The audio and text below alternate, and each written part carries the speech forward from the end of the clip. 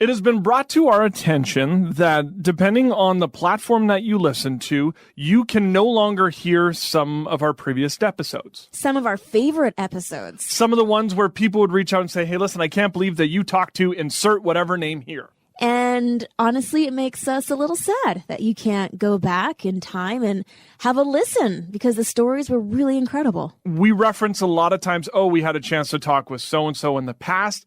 And if you can't go back, then it's kind of just, So we wanted to bring some of those guests, some of those former guests back into the spotlight. We're going to call it like a rerun, I think. A Why Me Project rerun. Do you remember those? I do. Back in the day, or you used to throw the tape into the VCR and, we're dating ourselves. We are, but a rerun was the opportunity to rewatch one of your favorite episodes. Now everything's so accessible. Well, we thought it was. Yeah, exactly. So without further ado, here's your Why Me Project rerun.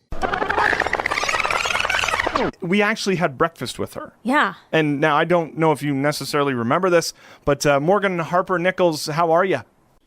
I am doing good, and I feel like I vaguely remember this breakfast. I really feel like I do. You don't have to pretend like you did. It's fine. It's, No, I remember food moments in my life, so, and great people too, of course. So there you are. Yeah, I honestly do. I was like, I do feel like I have a vague memory. So, yeah, I'm. With the maybe last I guess name I'll like just have to come up rockets. to you guys, and we'll have to have breakfast again and just make a new memory. I love it. Well, we like to ask this skill testing question because we never know where it's going to go. Morgan, who are you and where did you come from? Yes, I am an artist and poet, and I come from a little bit all over. I was born in Los Angeles, California, but I was raised in Atlanta, Georgia, and now I am back in California.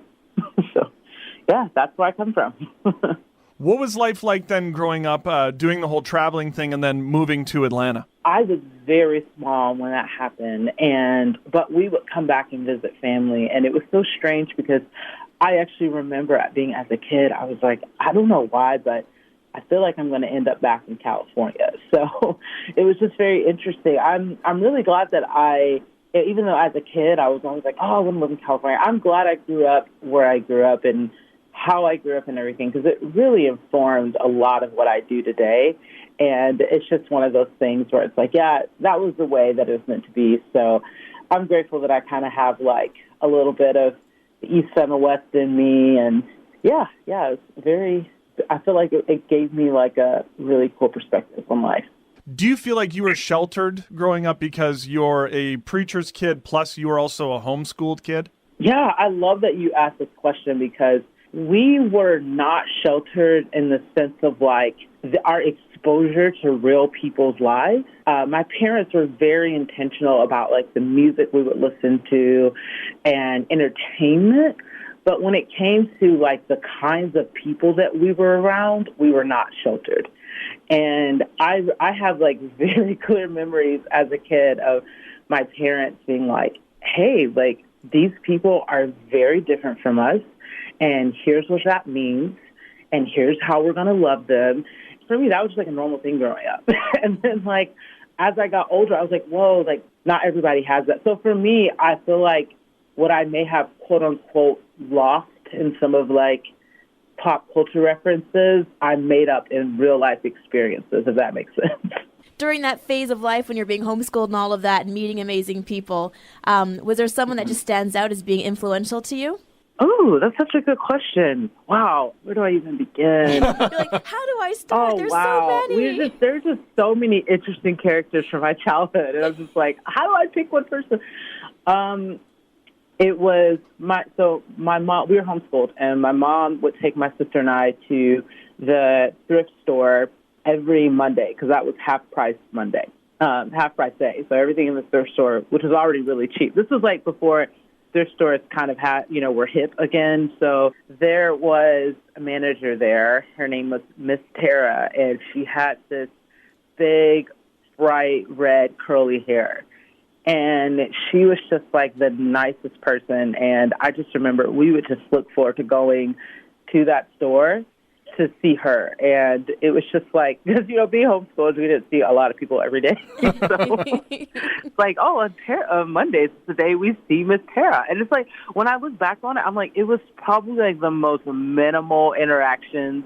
It probably was nothing more than like a few minutes, if that we would see her every week. But for me, it just really stood out. And for me, even though I would consider myself to be an introvert who definitely knows how to present as an extrovert, but definitely very naturally an introvert, like, it's people like that in my life where I'm like, wow, if I can just be that to someone, especially the younger people, to just be present with them for a few moments, like, that does have an impact. Like, that does resonate long term. So, yeah, she's the first person that comes to mind, but I could probably go on and on about that for days.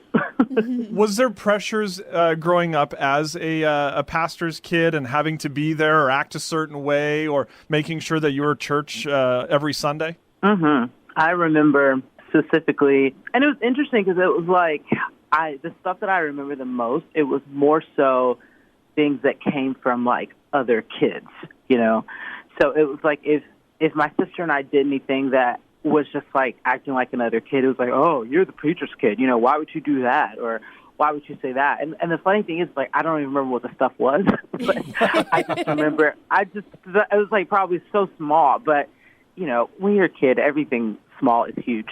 But yeah, I just remember like feeling bad about that and just like, oh, like, am I supposed to be better than other kids? Like, that doesn't seem right. Mm-hmm. But that's what they expect. But then when I act better, they tell me, oh, you're acting like you're better. I just remember this, like, I don't know, like this constant back and forth. And for me, honestly, the answer for that was I would just kind of try to stick to myself and just kind of go inward, I was never a kid that really liked to challenge, I would just sort of be like, okay, that's just how they see me, then I'll just stick to myself. I don't know if that makes sense. And I honestly think that's where a lot of my artwork came from, a lot of my writing came from, is because I felt like I could never really express what I was feeling or going through out loud. So I just turned it into stories and poems and artwork. And I still have, I'm looking from where I'm sitting right now in my house, like, I still have shelves and shelves worth of, like, those dollar store composition notebooks that are just filled with stories and ideas and paintings and drawings. And when I look back at that, I'm like, oh, that was me trying to fill in the gaps in all the places in my life where I felt like an outsider. Was there a moment when you realized that you have a skill for poetry and for artwork? Or was it something that just you grew into naturally? I have to give credit to my parents a lot for this. For me, it was always very intuitive. Like, I always liked to draw and come up with stories and write.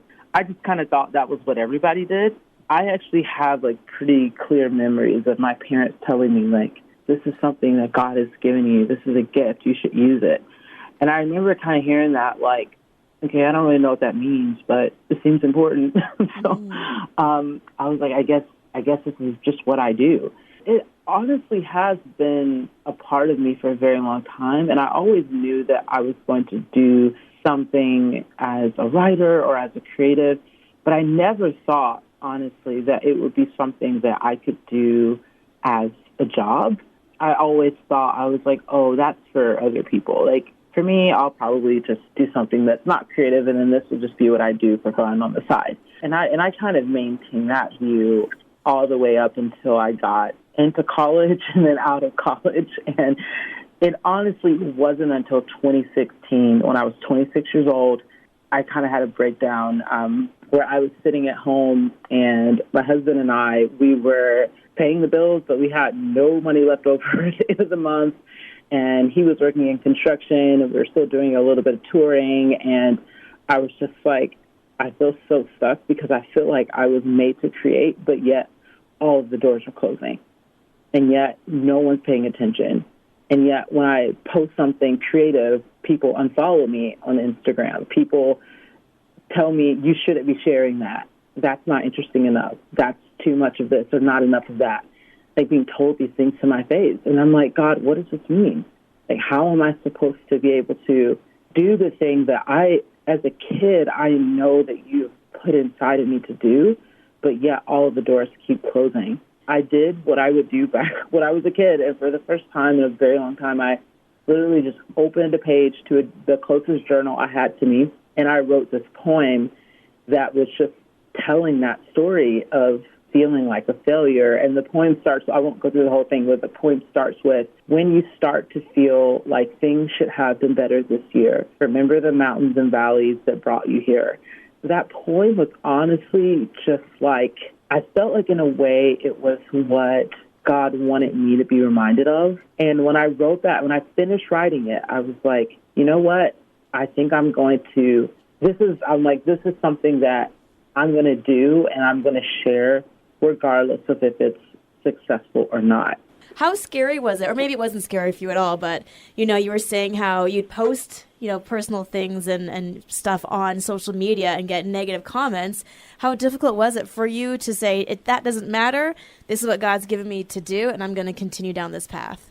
So when I first started sharing poetry, it was the first time that this has ever happened to me. And I've been, I was 20 years old when Instagram came out. So for most of my adult life, like, social media has, in the way that it kind of looks right now, it's been a huge part of my adult life. But for the first time, when I started sharing these poems and people were unfollowing, like, it didn't feel strange. Like, it felt, I was like, that's okay. I was like, I still feel like, so I really don't know how to explain it. It was a rare moment, and I'm grateful that I still feel that way now. Like, I don't find myself like looking too much at the numbers or things like that, and I don't have any explanation for it other than just grace, and just like, wow, like, this doesn't make sense, but it's happening and it's meant to be this way, and I'm just going to have gratitude for it and try to be a good steward of this in the best way that I can. Yeah, I still do have moments where there's a little bit more of the story of what ended up happening after I wrote that poem. I actually shared it on Pinterest, and months later, I ended up finding out that without my knowledge that it had gotten repinned over 100,000 times, and it had started to show up on Instagram from other people who I didn't even know, and it was just getting shared and shared, and people started to share their stories with me when they were reading this poem. They were like, wow, this relates so much to what I'm going through. It was such an humbling, and this is another part of it too, I think, that really helped me overcome a lot of that fear and anxiety and stress about like, oh, if people are going to like it. Because these stories that people were sharing with me from what I had written, they were far more in depth, and these people had been through way worse things than I could ever imagine. And for me, I took away, if I can somehow be used to write something from my own experience and someone else can read this and they feel heard in their own story, even though I've never heard their story and I've never been through what they've been through, and I can't imagine the pain they're dealing with, I'm like, that right there is so much bigger than me. And that right there has nothing to do with likes or followers or sales or numbers. I'm like, that right there is the real stuff. And that's what I want to do more of. That's what I want to be a part of. From there, in 2017, I actually started where every single thing I write and I share on my Instagram, on Pinterest, everything, I actually accept people's stories. People send me their stories, and I write something for them, and I send it to them for free. And I keep their stories private, and I don't share their names or anything. For me, that's how I continue to overcome like that stress of like, is this going to work? Is this going to be successful? Because I know that these pieces are about real life, and they're about real people's stories. And I don't think that my poems or my artwork have the answers for everything that someone's going through. But for me, I'm like, if I can just help someone else feel heard in a few seconds, like, that matters. And to me, when I get comments, because I think the biggest criticism I get now is just like, your work is too repetitive. It's too repetitive. You say the same thing over and over. You need to have more topics that you write about.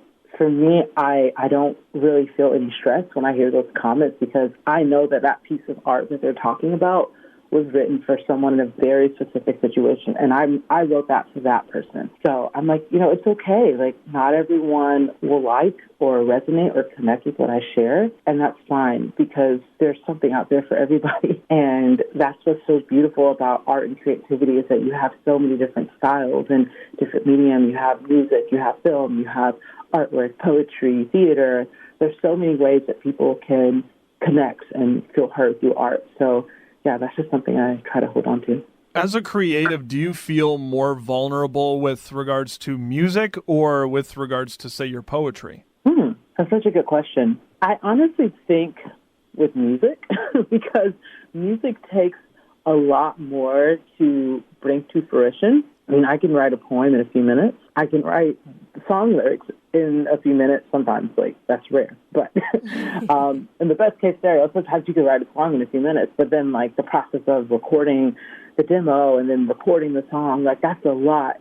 That's a lot more involved. So it does feel like with music that there's a lot more, there's a lot more physical work involved, and you're having to actually physically use your body in a different way to be able to perform that song and be able to share that song. Yeah. So I would definitely say that music is, it takes a lot. It takes a lot more, and I've actually I'm starting to record more music again, so I've become more aware of it. I'm like, this definitely takes a lot more than writing poetry. You were saying that you're at this crossroads in life where you're saying, what do you want me to do? You feel like these doors are closing. Then you get this reaction from people.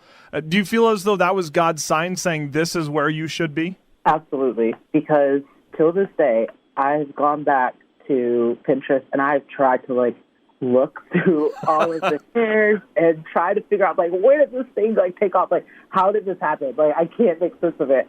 And I can't figure it out. I didn't even use hashtags on the post. So for me, I'm like, that's nothing but God. God is definitely getting my attention there. It was almost sort of I feel like it was I want to show you what's possible, when you get out the way and when you stop trying to make it all make sense.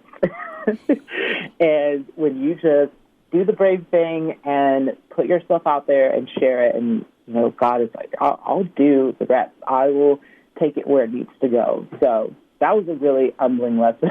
I love how so much of your artwork, in fact, all of your artwork and all of your poetry, it's rooted in your faith and encouraging others. But for you, when did your faith journey go from being more than just what your parents were teaching and doing to your own?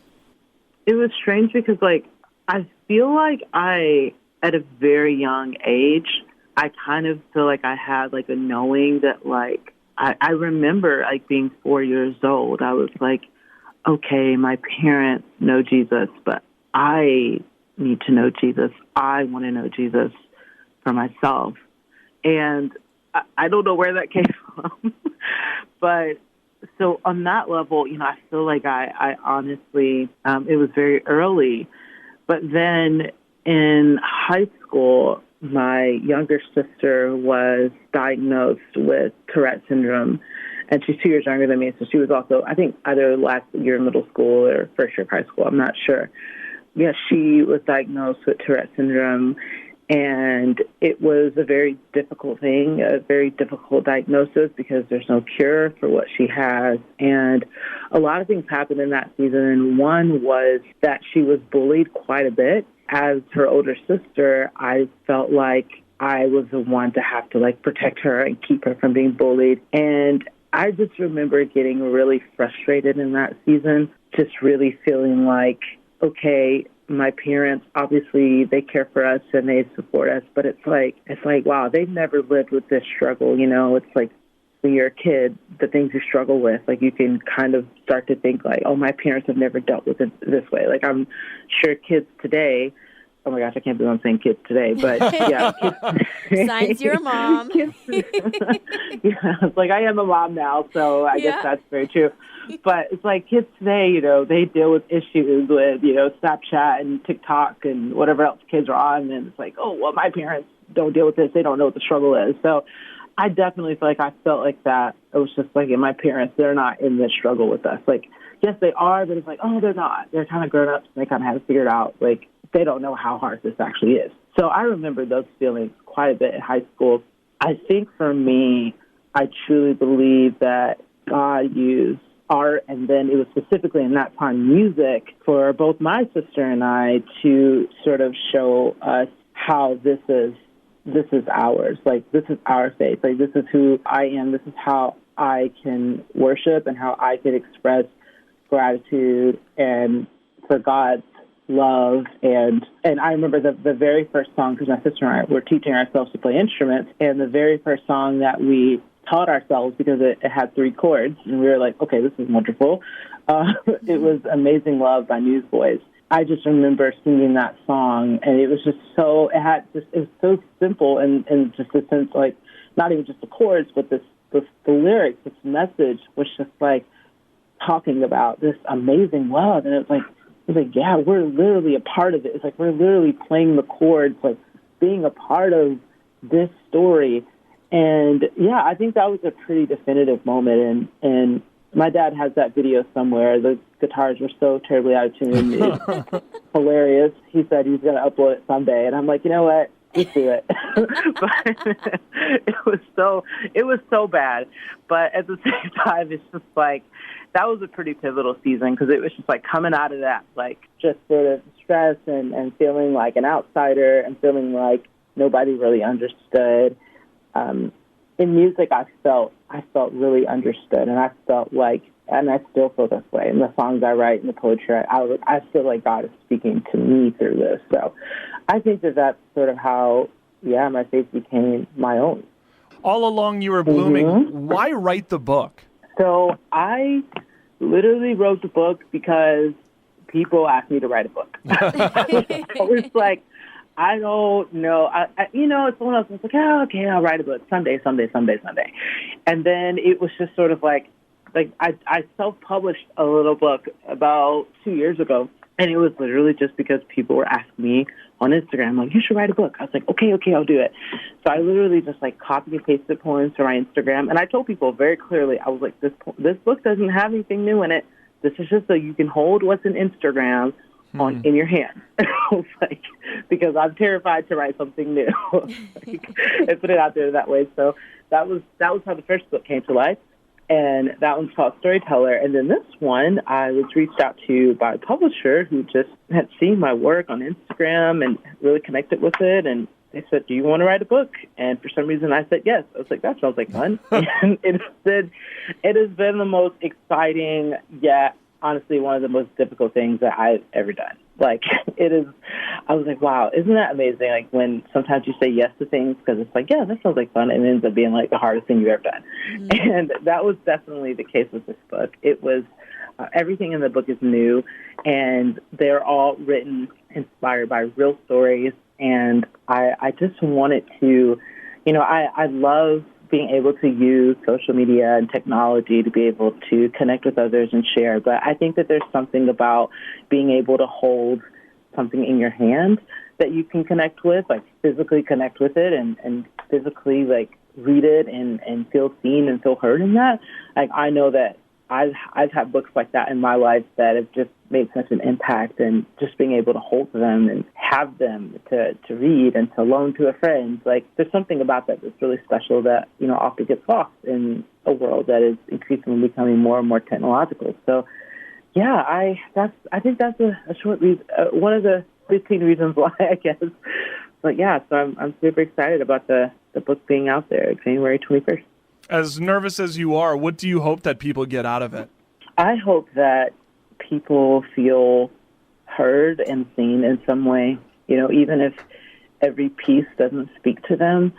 I just hope that it's a book that, maybe there's at least 1 or 2 pages that you can just put a little dog ear bookmark on. And for anyone listening that doesn't know it, I just learned what that meant. The dog ears, when you flip the page, like on the corner of the page, you bookmark it. I just learned that like a few weeks ago. I was like, oh, that's what that is. So it's when you just like dog ear, you fold it over to bookmark the page. So I was like, yeah, if it's the kind of book that someone is like reading, because I know the poetry books that I have are like that. I just sort of, book, I'm like, that's one that I want to come back to and read. That's one that I want to remember. And the reason why that's so, it's not because I feel like I'm just this amazing writer and everyone should just connect with what I have to say, but it's just that, I truly believe that so many of us are more connected than we may realize, and we're more alike than we may realize, even though our exact circumstances and the things that we're going through are very different from one another beneath the layers.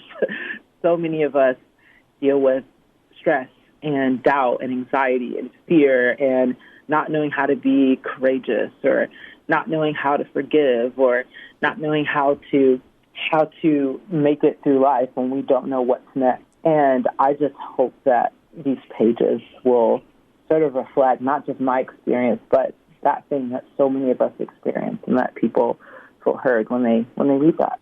Well, this is the Why Me Project podcast, so we'd be remiss if we didn't ask one final question about your Why Me moment, whether it would be in a valley where things weren't going so well, or a mountaintop in life where you just feel honored that God chose you for that season. What would be one standout Why Me moment in your life for you? I love that, and I love the name of the show as well.